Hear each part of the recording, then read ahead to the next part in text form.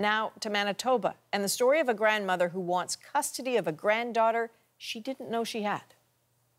Sandra Fiddler says the governments of 2 provinces kept the girl's birth from her, and until after the child was put in the foster care system. Now she's going public and taking her story to Rosa Marcatelli.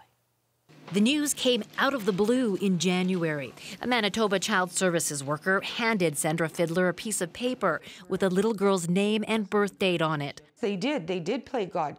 Fiddler's daughter, who struggles with addiction, had the little girl in BC 2 years ago. She belongs with her family. She belongs with families that love her. That is part of her. We're blood. Fiddler is already raising the girl's 3 siblings. She says the BC government went to court to get permanent custody before even telling her about the girl. That shut her out of the court system by leaving her no chance to apply for guardianship. It's very mysterious to me how this came about. This social work professor calls what happened inconceivable and says family should be the first option. That this very central piece of how child welfare workers are trained and how they're directed, how the legislation and policy frames their job, they acted in contravention of all of that. In emails to Go Public, BC's Minister of Children and Family Development tells us she trusts staff are exploring this matter thoroughly. Manitoba says if there are viable family options, that is always the best option. Fiddler wonders why she was kept in the dark for so long. When she asked, she says social workers told her she had too much on her plate and her daughter didn't want her to have custody. But both the girl's biological parents, who can't be identified, tell Go Public they do want Fiddler to have custody. Confused, very confused about everything. I would like it with me, or if I can't, then to my parents, to my mom.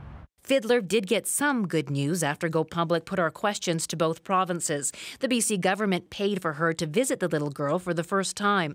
We caught up with her again right after the visit. There's no words. It was so exciting. I got to hold her. She gave me a hug. We had her face to face.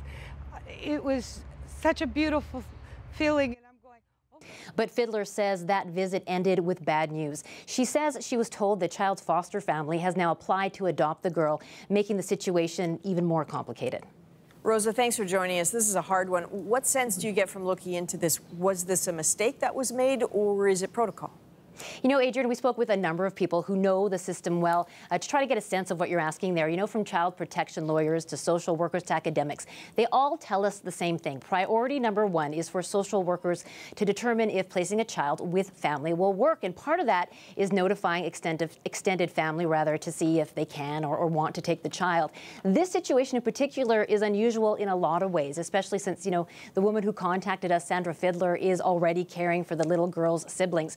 We know no other extended family was contacted after the girl was born. And one really strange thing is that the BC government went through the court system to secure permanent custody of the girl before exploring the possibility if a family member could take her in. So a lot of questions here, Adrian. So again, is it your sense that this is maybe a one-off, or is this happening more often?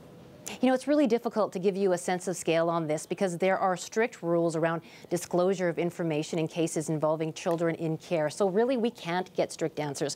What I can tell you is the rules are pretty much the same across the board. Priority number 1 is placing a child with family members if possible. So in this case, again, a lot of questions remain.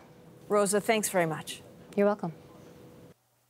If you have a story you want our Go Public team to investigate, just email gopublic@cbc.ca.